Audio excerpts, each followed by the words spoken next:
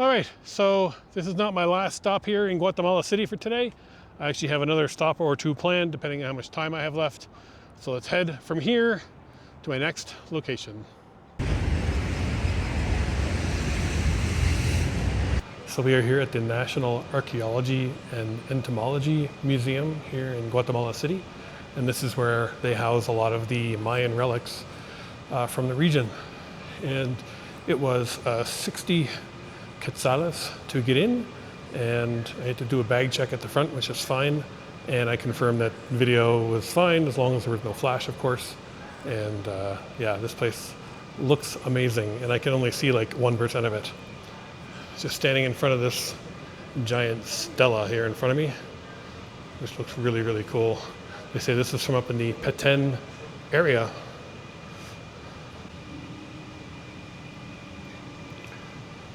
So we're going to have a walk through here and have a look at the museum. Here is one of the stela they actually found over at Caminalhuyu, where we just were.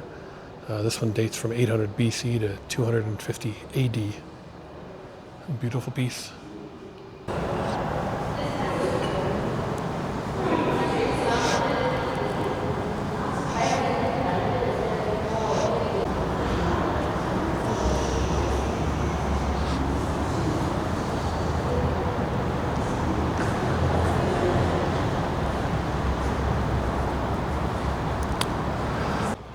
Just one of the many incense burners that are here. The detail on this is just, I've never seen anything like it.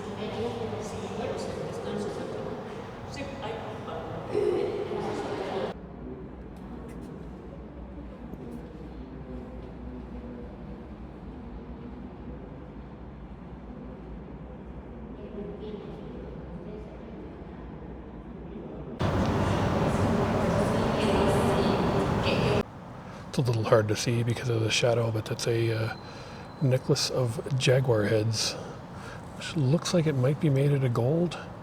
It's from the post-classic period from 950 AD right up to the end of the Mayan Empire, sometime in 1524.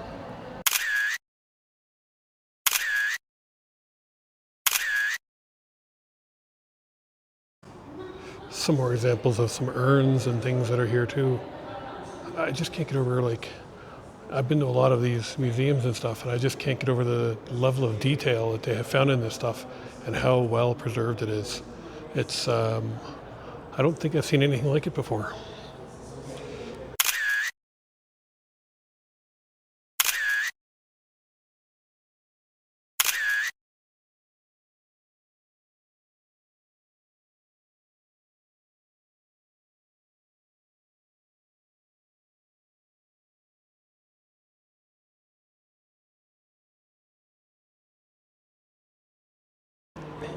I'm really glad to see a lot of the stuff is here from Caminalhuyu, because that place was really impressive, but seeing some of the stuff that's here that they've recovered from it, like this giant piece, is even more impressive. This is some art that was used to connect with the divine powers, and they've got all of these unbelievable urns and different types of devices and statues. And these even still have the original pigments on them. This one here, you can clearly see some of the reds, which was always the strongest color, so it's tended to last the longest. The colors on these are just spectacular. The reds and the blues, fully intact. These are from the post-classic period, so this would have been, around 1000 AD to 1500 or so when the Spanish first arrived.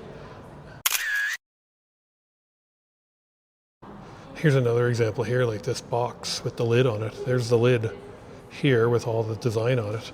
And then here's the box itself with the beautiful design inside of it. And this is in the classic period, so this is 250 AD to 950 AD. There's another example here that we've seen some other places too, some of these carved bones, where they would take the pieces and then turn them into different devices, ornaments. We've even seen some flutes in some different places that we've been to.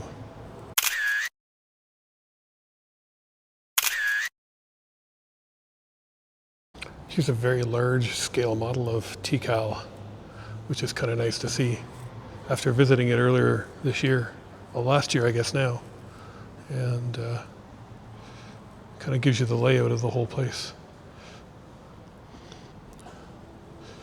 This was of course the grand square here, which featured the main temples and was just breathtaking to see in person. And this model kind of gives you an idea of just how it would have looked at the time, so brightly colored in the reds and the blues with the masks and things at the tops. This is absolutely one of the best museums that I've been to anywhere in my travels. 110%. This place is just spectacular. And yeah, the pieces that they have here are like anywhere else that I've ever seen. The amount, the quality of them. Just standing randomly in front of a altar table, you know, that's complete from the late classic period, and just the design of it with all of the hieroglyphs carved in it. This place is really something special, so make sure if you're in Guatemala City that you definitely come and check this place out.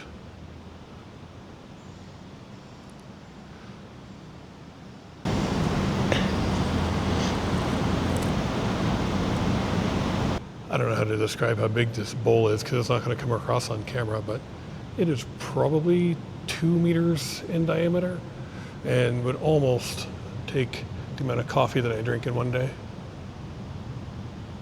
Here's an example of a throne from the Petén Piedras Negras area, which would have been the late classic period from 600 to 800 AD. And just a magnificent piece. Still has some of its reds and blues and greens in it.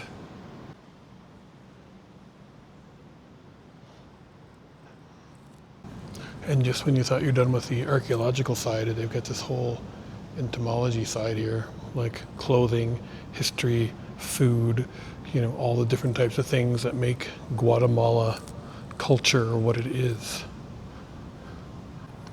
Obviously, religion became, you know, tightly ingrained within Guatemala once the Spanish arrived with, you know, Christian faith, and that really sort of influenced many things after that fact. You can even see it today. These are like modern takes on classic pieces that are still heavily influenced by the Maya and the original designs that they came up with thousands of years ago. Anyway, that's going to wrap up my visit here at the Archaeological Museum in Guatemala City. Just completely blown away by what I've seen here today. The video that I have for this and the images do not do it justice. You have to come here and see this stuff for yourself. It is just beyond anything I could have ever experienced, and so glad that I decided to come and check it out. More to come from Guatemala City here in Guatemala.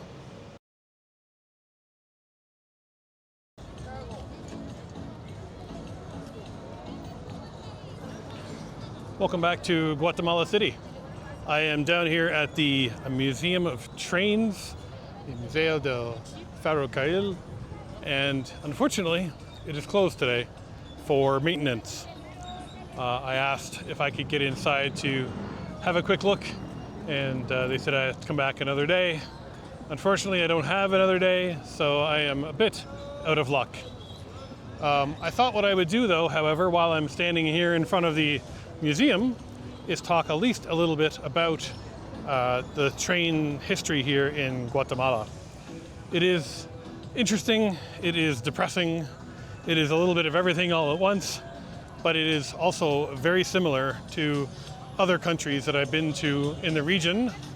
If you remember, I stopped in briefly at the train station in Honduras, in San Pedro Sula, and saw something similar there, where there was a well-built network of trains in the country at one time, and unfortunately had fallen into disrepair to the point where there are no longer any trains running in the country today. I'm going to use some stock images that I find online here as I talk about this museum and some of its history, because I think the history itself is super interesting, even if we can't get inside to have a look. So in the 1870s, there was a request to the government to begin a rail network in the country, and by 1880, the first line was begun. It opened a few years later and was used primarily for transporting goods from the center of the country out to the coast. The United Fruit Company got involved several years later, and in 1912 they actually purchased the line to help transport bananas, coffee, and other natural products from here out to the coast.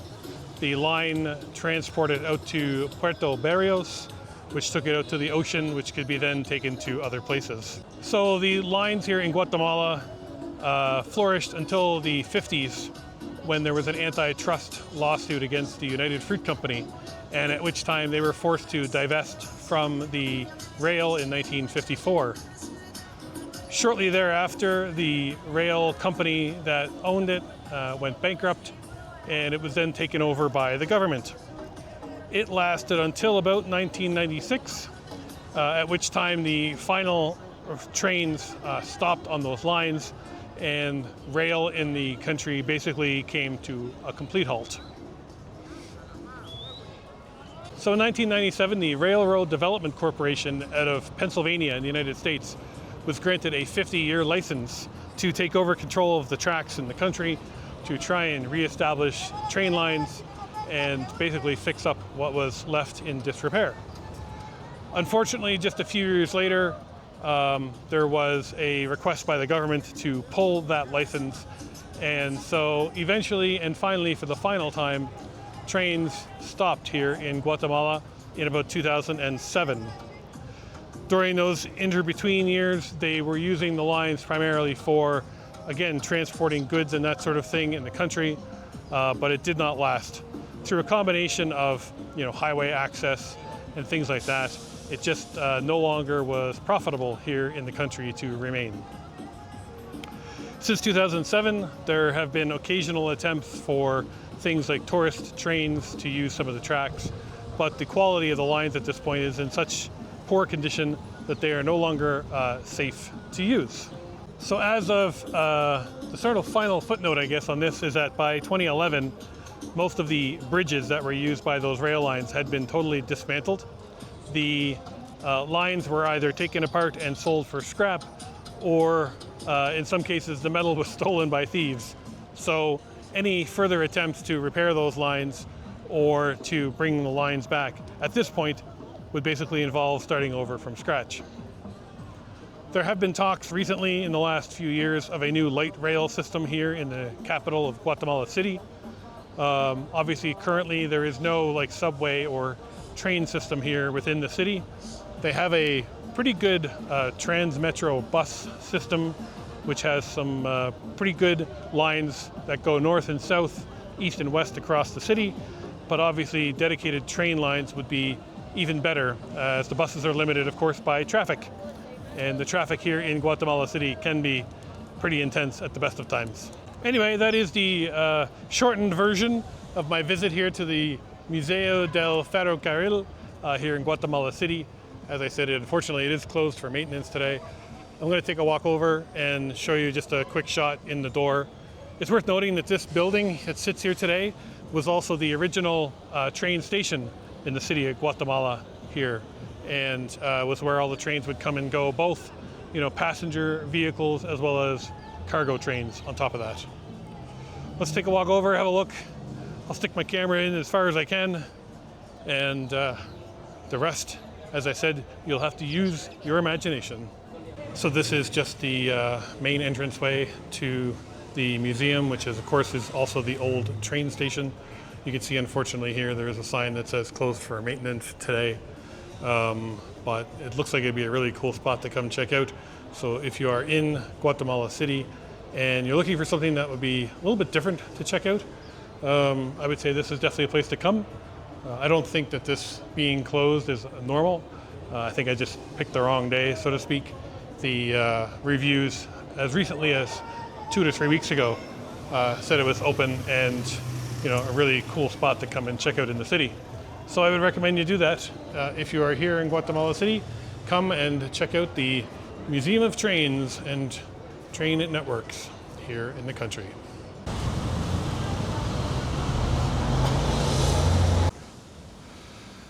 Just making my way through town here to head to my next stop, and it's a really pretty area here with a nice water fountain and some really cool older buildings. You've got Bank of Guatemala here, Justice Palace here, and this building over here, the taller one, unfortunately has the Museum of Money for Guatemala, but it is also closed until January, I believe, 12th, which is unfortunately just a few more days after I leave here. But I love the look of the building. I actually took a picture of it when we were driving past it yesterday, and thought it was a really neat looking spot. We'll get another look at it down here further. Just another shot. This is all the National Bank of Guatemala. Some of their buildings here, they get this really cool designs on the side of the buildings. There's office space here also. I think their museum is over there. I'm going to take a walk over just in case it's open ahead of schedule, but I suspect it is closed. Well, I do see an open door over here. Doesn't necessarily mean the museum itself is open, but let's go over and have a look since we are so close by. As I suspected, it is closed until Monday, and that's about 4 days from now, so that's too bad. The guy was very nice, but I'm not going to try and say, oh, I'm sorry, I'm Canadian, I want to get in today because this is my only day here. That'd be very rude of me to do that. So unfortunately it's closed, but if you're in Guatemala City and you're looking for another museum to come and check out, the Numismatic Museum is right here by the Central Bank of Guatemala in the city.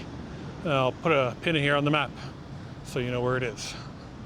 Onward we go to our next destination.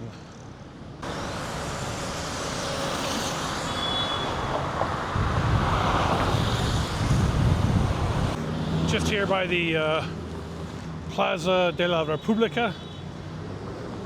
This cool statue in the middle, and some really neat looking buildings going up in the area here. Lots of new condo buildings and stuff, all different designs. This is a huge thoroughfare though. It's, I believe, 4 or 6 lanes wide. It sort of cuts through the center of the city. This is near, well, we're in the middle of zone 4 here right now. And you can definitely see lots of development happening here. More on this side also. Anyway, we are only a few more minutes from my next destination, so let's get up there and take a look. So I've made it to my 3rd stop in the city, and it's quickly turning into a tour of places that are closed today that I expected to be open. So I will have to tell you a good story about it instead, while I show you some file photos and some video from the outside. So this is Yurrita Church here in Guatemala City. It is a Catholic church that was self-funded. So the story of this church is almost as interesting as its design. In 1902, there was a man by the name of Felipe Yurrita, and he lived near the Santa Maria volcano, which erupted in 1902. In a moment of panic, he set up an altar made of sacks and prayed that if him and his family survived, he would build a temple dedicated to the Catholic faith. So in 1927, fulfilling his promise, the work on this church began, and it finished about, I believe it was 13 years later, it finally finished construction. Felipe Yurrita only survived an additional 5 years after its completion, but the church continues to stand here today. If you have a look at it, it is a impressive mix of a variety of styles. This church now sits in what is Zone 9 here in Guatemala City, and it's actually open for services twice a week. They have English and Spanish services here in the church, and I'm going to take a few pictures with my phone and add a few pictures from that I found online as well to kind of give you an idea of what the place looked like inside.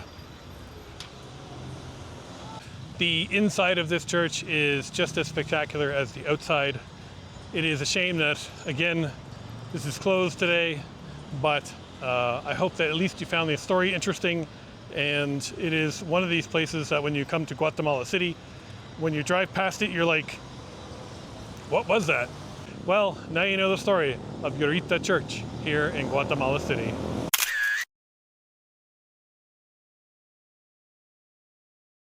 Well, I've made it to my last stop for today, and I can guarantee that this one at least is open. We are just here on the university grounds in Guatemala City and heading to the Museum Popol Vuh, which is the famous Mayan museum that's here on the university grounds. It's just up here to the left.